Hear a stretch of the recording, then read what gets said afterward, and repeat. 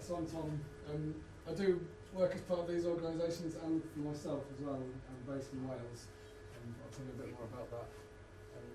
Just kick off, you good?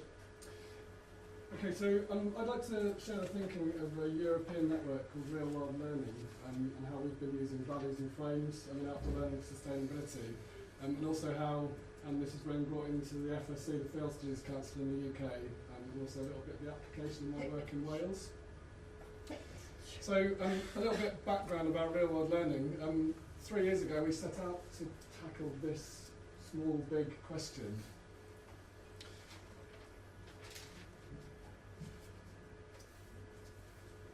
And tackling this question were 7 partners from 6 different European countries. And each of those partners within their country form their own network of outdoor learning providers or umbrella organisations. So in the Czech Republic, in Hungary, in Germany, in Slovenia, in Italy, and also here in the UK.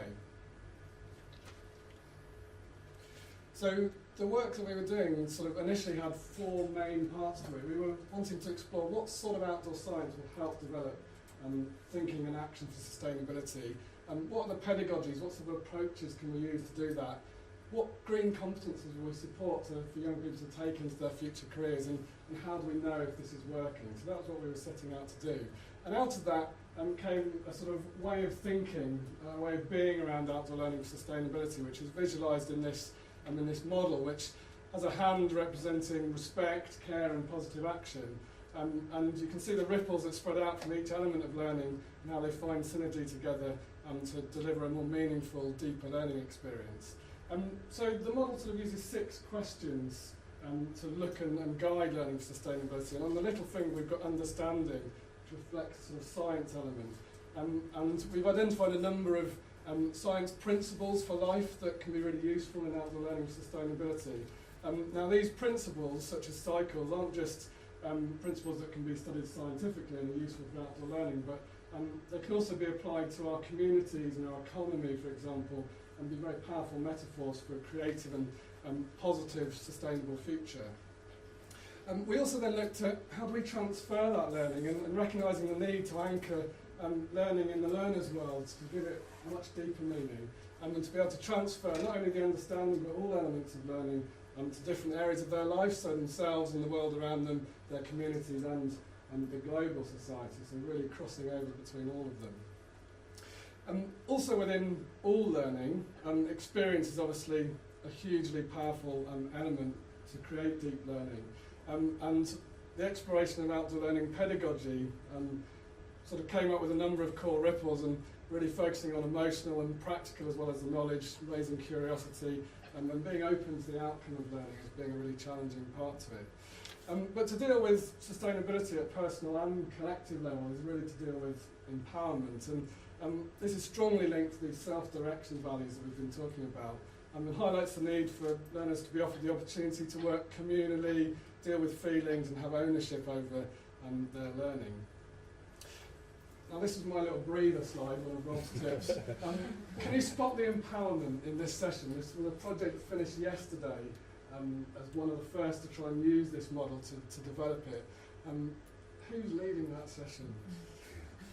So all of these are really great parts of outdoor learning for sustainability, but it needs a foundation, and this is where a clear understanding of values, how they work, and how they relate to sustainable thinking and action really comes in. And the thumb ensures that the values embodied in all aspects of our learning are really aligned with sustainability thinking and action. Now, this part, and you'll recognise the next slide, has been a huge part of this project, explored across Europe, and has really sparked a lot of interest. We've run a series of Common Cause workshops as part of the project. Over 220 outdoor educators from across Europe from 15 or more different countries have been involved, and it's really stimulated a lot of discussion, which is now being taken into the core of Field Studies Council and is being looked to develop future projects across Europe. The Common Cause handbook started to be translated, so it's already in German, WWF Italy are looking to translate it, and people are getting really excited about this. And we hope that we'll be able to continue some projects exploring values and frames across Europe. Now, back to the model. So how do we connect these elements of learning sustainability? Now, further influence from the research around values brings us to frames and how we can create a deeper narrative to the learning that brings the values through and gives clear direction and meaning to learning for sustainability.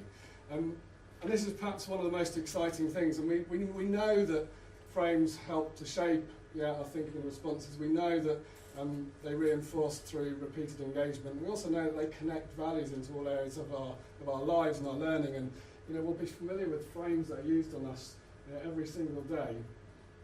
And we've been exploring how can we use this idea of framing our learning to provide this deep narrative through. So we've been playing with and exploring some of these, using sort of frames that can really be a vehicle for communicating values and connecting all areas of the learning experience.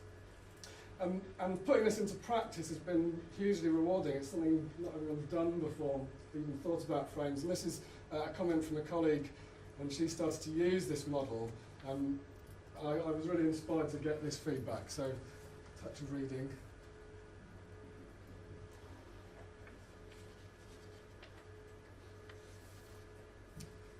So where's this taking us? So I mentioned before that it's continuing to be explored across Europe. The Field Studies Council across the UK is taking this much deeper into our education work and looking at our organisational structure in relation to values as well. And it's so exciting to be here because we've talked with Pecha a lot about who else is doing what, and have this chance to actually come together and share that. So during the carousel, I'd be really interested to take you deeper into the thinking behind that model if you're interested, but also to invite a discussion around the use of frames in learning for sustainability. So please do come along if you want to take that further. Thank you.